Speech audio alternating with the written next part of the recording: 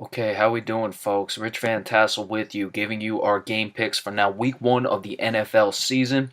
And of course, we are also recording audio for Get Live Radio. One note with this week, we have the postponement between the Tampa Bay Buccaneers and the Miami Dolphins. That's going to have some implications later in the season for both of these teams now that they have their bye week essentially in week 1 because they're making up the game in what was their bye week at the middle part of the season. So that's going to have implications, but it's because of the Hurricanes, so we'll just have to see moving forward. So wanted to give you that quick note. Our first game up, the Arizona Cardinals are traveling to Detroit to play the Lions. Injuries for the visiting Cardinals. Deion Buchanan, the linebacker, is out. Mike Iupati, the guard, on the offensive side of the ball is questionable, and Robert Nkemdiche, the defensive tackle, is questionable. For the Lions, Kenny Golladay, wide receiver, and Ezekiel Ansah, defensive end, are questionable. Ezekiel Ansah, a guy who I think needs to play very well this season for the Detroit Lions to be successful. I have the Lions as a playoff team. This is an interesting game, and frankly, a big game early in the season for both of these teams. Arizona is looking to come back from last year where they were disappointing. Detroit is a team I have in the playoffs this year. I think it's a make or break season for the Detroit Lions, and certainly it starts in this game against the Arizona Cardinals traveling to Detroit. So Detroit has the home game. They need it, and I believe that Detroit is going to have this game.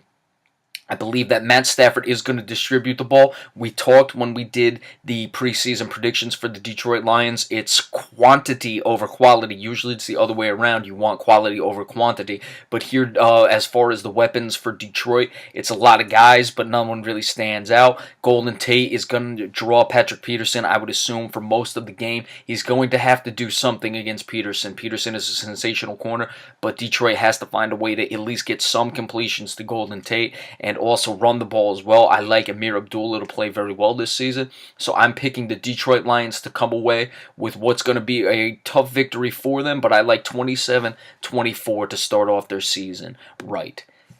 Next game, the Philadelphia Eagles are traveling up or down I-95, to play the Washington Redskins. There are no injuries listed for the Philadelphia Eagles. For the Washington Redskins, you have Jamison Crowder, wide receiver, Ryan Anderson, linebacker, and Spencer Long, the guard, are all questionable. Washington at home, a team that I feel is probably the weakest team in this division. Again, when I discussed this division, the NFC East, in the preseason predictions, I said that it was wide open essentially for every team. I'd say Washington has the least chance to do so, but they can certainly make a statement early on in the season against the Philadelphia Eagles team. You still have Carson Wentz. Let's see how well he's going to progress from his rookie season into his next season. Kirk Cousins is a very good quarterback. Even with the loss of Deshaun Jackson and Jamison Crowder being questionable, I believe that Terrell Pryor Sr. will have a very good season this year. Washington can certainly throw the ball. All indications are Jordan Reed is ready to go in this game. Philadelphia, though, this is one of those tests for a young team going on the road week 1 of the season against the division rival. If Philadelphia, I feel, wants to be in the consideration with the Cowboys and with the New York Giants as one of the teams that can actually win this division, this would be a game they have to win. I think Washington's going to be a lot more difficult than Philadelphia Philadelphia believers may be thinking in this one. However, I believe that the Eagles will come away with the victory in this game. I like the way the Eagles' offensive line is. I think LeGarrette Blount early in the season will be effective, and I see Philadelphia getting a much-needed early season victory on the road in the division that will really give them a chance when it comes down to the end of the season against the Cowboys and the New York Giants as far as standings and those sort of things to at least keep them in the running. I like the Philadelphia Eagles to be able to limit Kirk Cousins just enough and come away with what will be a relatively high-scoring victory. I'm liking it 28-27 on a late field goal by the Philadelphia Eagles to win the game. The Atlanta Falcons traveling to Chicago to play the Bears. Injuries for the visiting Falcons. Leroy Reynolds, linebacker, is on IR. He's out. Brian Hill, running back, is out. Terron Ward, another running back, and Austin Pastor, a guard, are questionable.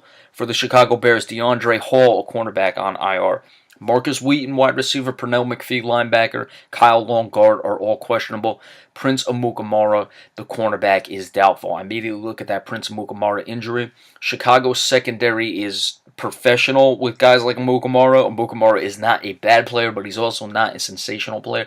I would put him as probably their best secondary player. And of course, DeAndre Hall is not playing either. So that's going to be an issue with the way the Atlanta Falcons can throw the ball. Atlanta better be careful in this game. Look, Chicago has had bad seasons, but they've really kind of purged themselves of the Jay Cutler situation. They're moving forward with Mike Lennon. They're going to see what he has to have at home to open a season. Hey, everyone's 0-0. Chicago may not have that big of high expectations coming into this year, but the fact is, you're still playing this game. Like we said, you've moved on from Jay Cutler. You're trying to build something. Atlanta needs to be focused and can't have a bit of a letdown against the Chicago Bears. I think it may be close early. I think Chicago will be competitive at points in this game. Atlanta better, though, come away with this game late, and I expect that they will.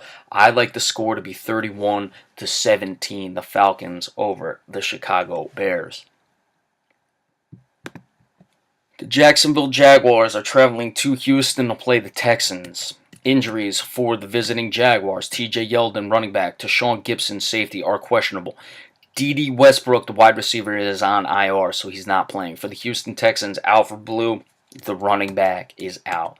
Look, Jacksonville was a team last season that I felt could have gotten off to a hot start. If you remember, they played the Green Bay Packers, played them well. I picked Jacksonville to win that game.